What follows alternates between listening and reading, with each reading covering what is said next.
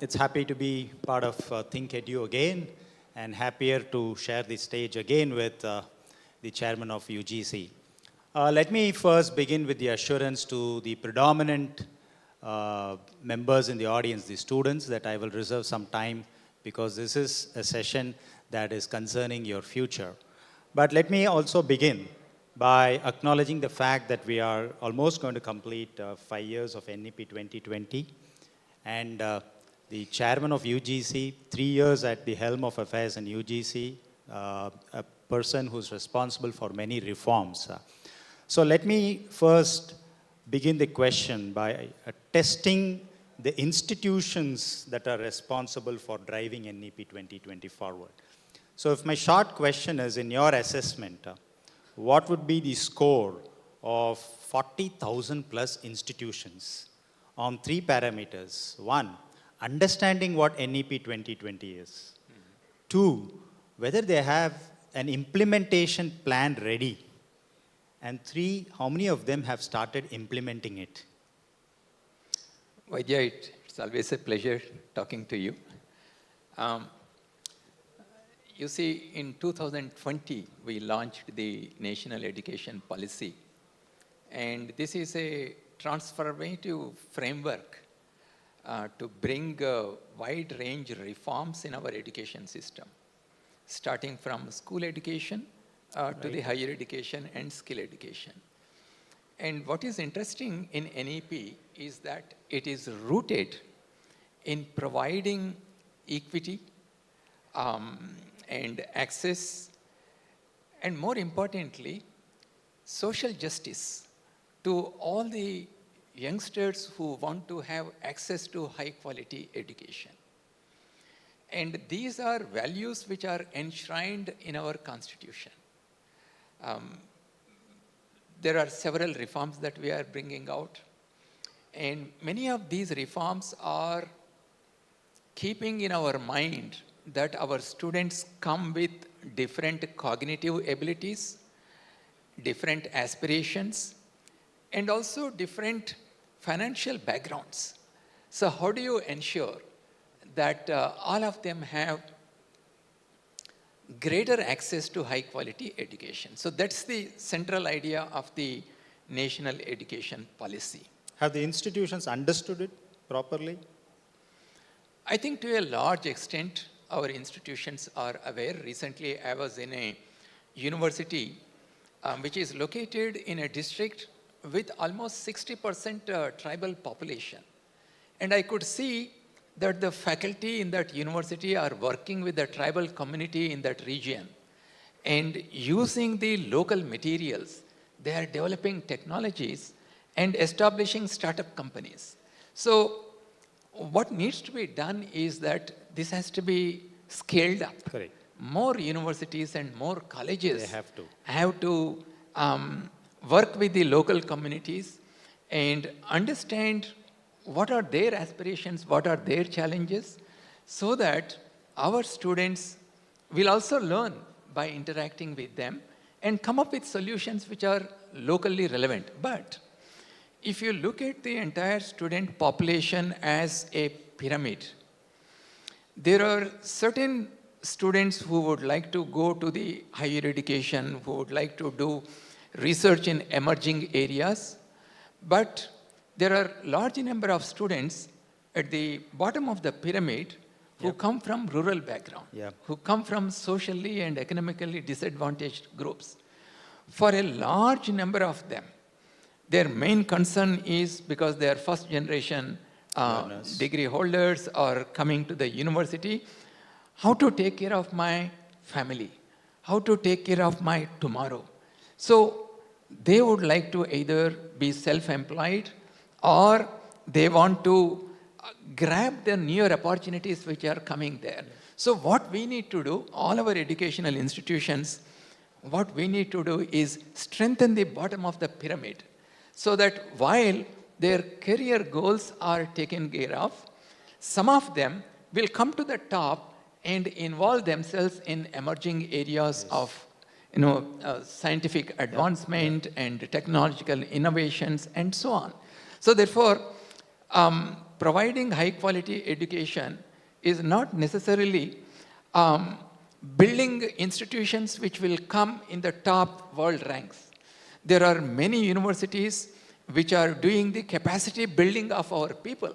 So we must recognize those universities also, and we must build such universities also. Because there is an element of situatedness of higher education institutions that cannot make into the ranking ecosphere at all. Right. So having said that, let's take the message that the institutions have just passed in terms of implementation of NEP 2020, and there is a long way to go.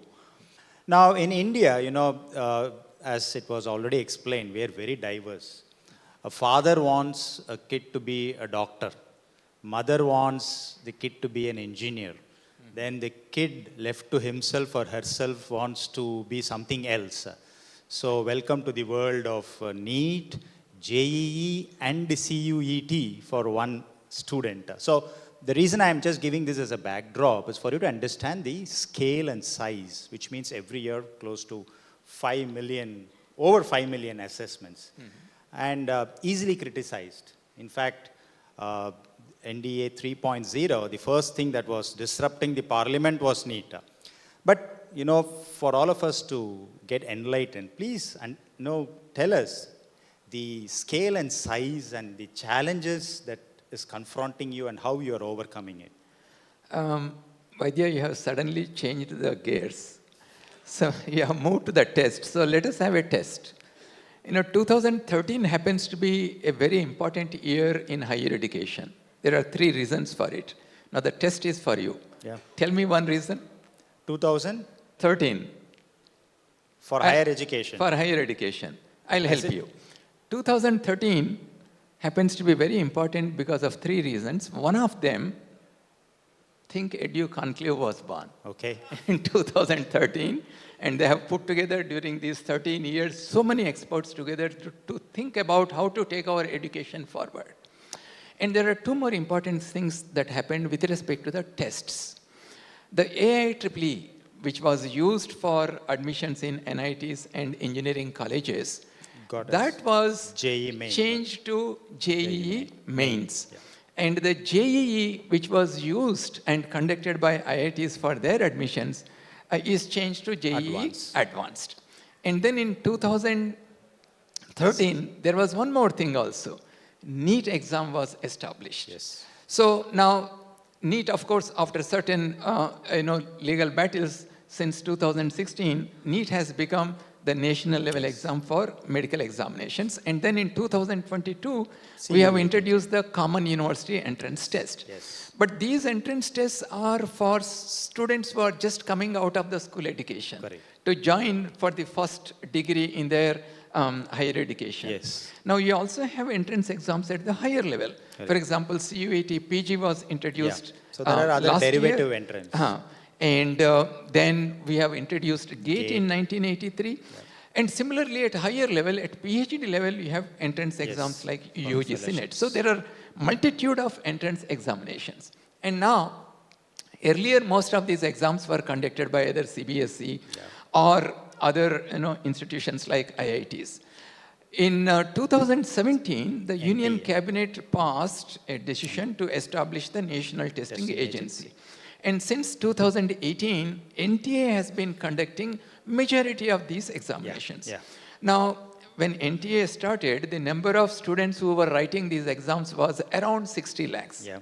But now today, NTA is handling about 1.2 crore students. Exactly. So it's a big task conducting an entrance exam. And today, because we have diverse kinds of school boards, nearly 65 school boards are there, and there are so many higher educational institutions where the admission to these institutions is highly competitive, it has become a necessity for us to have a national level entrance examination so that the public will have confidence in the transparency and in the objectivity of these admission processes. And that is why entrance exams have become a necessity. Yeah. And in coming years, the scale at which we are going to conduct these examinations will further increase. So therefore, we need to look at several possibilities of how to make these examinations robust, error-free, and student-friendly. Yeah, yeah. So in fact, you're leading me into the third question. Right. Now that you're going to see many students appearing for all the types of entrance exams that you have just mentioned, what is the need for many other entrance examinations by different other institutions? I have a feeling, and I have written about this in New Indian Express also, that the NTA, these exams that you have mentioned, these are national assets. Right. So many students take only for less than 1.5 lakh seats. Correct. So the remaining seats in other institutions, you can use these entrance examinations so that students can get admitted. So why the need for, many other entrance examinations because we've been looking at SAT, we've been looking at other competitive examinations. There again, it's only a SAT score and the institutions are left to take independent decisions to admit students based on a customized formula. Is that possible? Do you see that happening? I think you have raised a very important point purely from the student perspective. If there are multiple entrance examinations, it puts enormous pressure on them. They have to write multiple entrance exams. And the purpose is same, admission in the university system and college system. So that's the reason why I think it's better we move towards one national level entrance examination, and technology is available now. And the students can choose the appropriate subjects. It could be for medical, it could be for engineering, it could be for general science and humanities and social sciences. It is a possibility. We have to move towards that direction slowly. And it is happening now. For example, CUET is now adopted by more than 280 universities. Yes. We have about 1180 universities in the country. And every year, more number of universities are joining. Let me tell you, having involved myself in conducting entrance exams as GATE organizing chairman and also in JEE, conducting a national level entrance exam, in fact, conducting even a university level entrance exam is a logistic nightmare. Now that we have a national body, national testing agency, we need to do everything possible to strengthen this organization so that it becomes a world's leading testing body in the country. And all the universities can actually use the tests conducted by NTA to make their admissions. And this is going to be extremely useful to the students. So, if that's the case, you said some 280 plus universities. Right. Now, is it possible, leave the legal part and all of that, practicality, is it possible that we can mandate institutions to use these national assets? That way, you're helping students a lot. And one nation, one policy is often misunderstood. What I'm trying to say is one nation, one test as a policy, and leave it to the institutions or states to customize it based on their local requirements. That way, you satisfy a lot of other stakeholders. Is that possible? You see, when we conduct these entrance tests, we call them standardized entrance tests. So that students study a given syllabus and they answer the given number of questions in a given time, right? Today, what is happening is that we set the question papers for each examination every year, for every session. The ideal model would be to have a huge question bank and have an adaptive testing mechanism. Correct. In the current mechanism, what is happening is in the current system, the difficulty level is so high that many students may not be able to answer at all. So what are we testing actually? Are we testing their ignorance or are we testing what they actually learn? Fair point. So that is why we need to move slowly to adaptive testing, computer-based adaptive testing. And you know that we have two kinds of testing now, PPT, pen, paper and test, or CBT, computer-based test. Now, of course, there is a conscious effort to move from PPT to CBT. Because of the security it has, and because it is technology driven, you can also announce the results much faster. So we ultimately have to move to computer-based tests. But we can have computer-based adaptive tests. In adaptive tests, what happens is that there is a question bank, and the question paper is stitched on the spot for each student. Yeah. So each student will have a different question paper. Correct. And as the questions start appearing, some medium level difficulty questions will appear. As the student starts answering, the system, the algorithm will detect Change. how the student is So responding. there's an inbuilt ladder of difficulty. Yes. Yeah. So if the student is not able to answer, it will reduce the difficulty Yeah. level. If the student is able to answer quickly, Yeah. it will increase the difficulty level. Yes. That is why we call it adaptive testing. tests. And there is a statistical method known as item response theory. So this using item response theory, you can actually evaluate the difficulty level of the questions and how many questions the student Correct. students have answered correctly. And the item response theory statistical process can also estimate how the student is responding to different levels of difficulty levels. Exactly. So now in the process, what happens is every student will be able to answer majority of the questions, and every student will have a certain score. Yep. And using this method, you can actually reduce the anxiety levels in the minds of the students, Yes. but at the same time, you can serve the purpose of identifying the students who have the aptitude and the capability to study certain courses. Exactly. So that is going to be the future of our entrance test. In fact, this type of a mechanism, while during my PhD thesis on management education, it was GMAC when it administered GMAT. Right. Inbuilt this ladder of difficulty, and it was very popular. And it was useful because that was an entrance examination for students who already had an undergraduate degree. Okay. Now, high school students, they're getting into their first degree. I am often reminded of a former bureaucrat who said, if I ask somebody their question, what is your name? The response is, please give me 4 choices.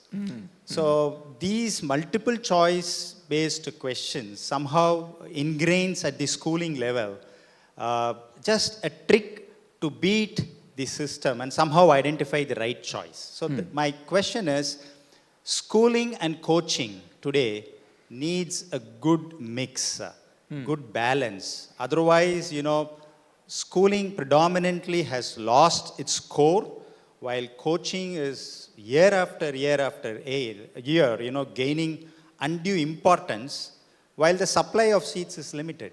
Right. So how can we create a balance between schooling and coaching, given that testing is going to get adaptive as we move forward?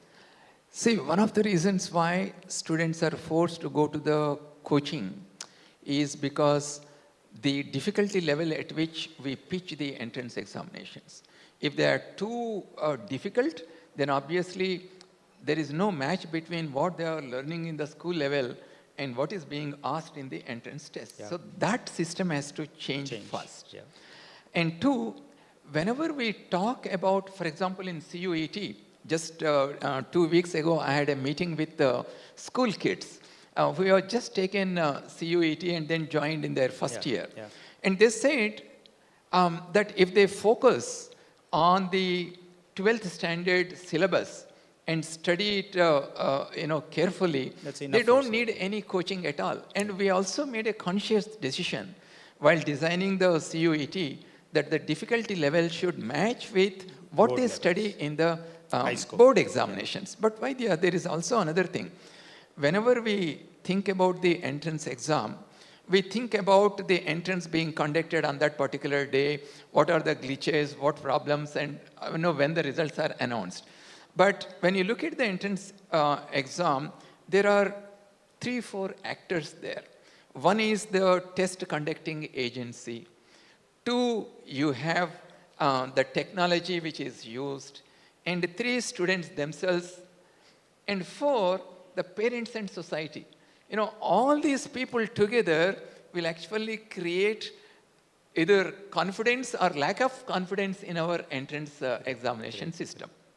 And this is where I said that number 1, if I look at the test conducting agencies, we need to strengthen our national testing agency by technology enhancement and by putting appropriate professionals there who can successfully run. The reason why in IIT system, our exams are so successful, it is because each one of us as faculty members we feel that sense of ownership about our examination. Yeah. So therefore, the test conducting agency should involve people who feel that sense of ownership of the examination. Yeah. And two, technology is evolving, and we must adopt newer and newer technologies, whether it is the security of the question bank, whether it is the conducting of the examination, whether you identify the students correctly so that there is no impersonation. Yeah. So there are a lot of technological developments that are coming. Yeah. The third most important thing, Vaidya, I would like to tell for the audience also for their consideration, students. We need to train our students properly, because when they are writing these examinations, they undergo tremendous anxiety. Yeah. And this tremendous anxiety comes because of the fear of failure. Yeah. Because currently, you write the entrance exam once in a year, at best twice a year, but they don't have enough opportunities for them to reattempt and improve their performance. Yeah. So therefore, always at the back of the mind, the students have this fear of failure. Yeah. And maybe I may not reach the expectations of my family, my peers, and so on. So in order to overcome this fear of failure, we must build resilience in their minds. We must teach them methods of navigating through anxious moments. The starting point for that is to have a good study plan. Yeah. Students must be trained. It should happen at the school level. Yes. The schools must teach our students Yes. how to develop a good study plan, divide the syllabus into manageable parts, and have pragmatic goals. You see, success in academics doesn't happen only through your intellectual capabilities. Correct. It is by following disciplined rigor. study habits. Yep. And the most important thing, Vaidya, is that at the school level, we must tell our students about not just being a learner, but to be an active learner. Yeah. Active learning consists of two components. One component is self-quizzing, the other component is summarization. When I ask myself about what I have learned, it triggers in my mind to retrieve information Certain from spots. my long-term memory, and it helps me in retention of key concepts, Fair key point. information. Yeah. And summarization is whatever I have learned, if I can summarize it in small parts, it helps me to remember key points and to prioritize the information that I have learned, and it helps me to reword in my own ideas what I have learned. Yeah. So some of these things that we must teach our at the students schooling level, from in the order schooling. to avoid the anxiety. And most importantly, Vaidya, I think all parents also required some Definitely, not an entrance exam, but at no, least some counseling. They actually require coaching here. Correct. They require They coaching. must be coached not to pressurize the kid, Yeah. not to go for only engineering or medicine. Let me tell you, today there are large number of opportunities for the students to excel Exactly. and choose their career path. True, very and this true. is what we need to tell our students. Very true, very true. In fact, I have more questions, but I can have it, sent to you offline. But since I made an assurance, I'll just take 2 questions from students. Please raise your hand and ask your question. Please make it very brief.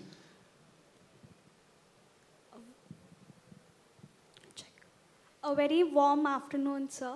I'm Lakshmi Priya from DG Vaishnav School of Management. So my question is, as a student, I wish to love the process of what I learn, but regardless of any chosen field by any student, I wish to have a deep learning of the studies and the system, what education the system is giving us. So how can students reduce the anxiety and exam pressure? And Okay, got your question. Only one question, no and. So how can we reduce student pressure? Just as I mentioned, develop a proper study plan, stick to that. And I also would like to tell you that you need to revise whatever you're learning periodically. And this revision has to be in a spaced manner. Psychologists call this spacing effect. when you space these revisions, and maybe every couple of days, if you space it, it helps you in remembering what you have learned. It helps you in understanding what you have learned. You can also use another technique if you want to be successful in your examinations. Teach others. Whatever you have learned, if you teach others, they will raise unexpected questions. It will also help you to reorganize your thoughts and present them in a way the other person understands.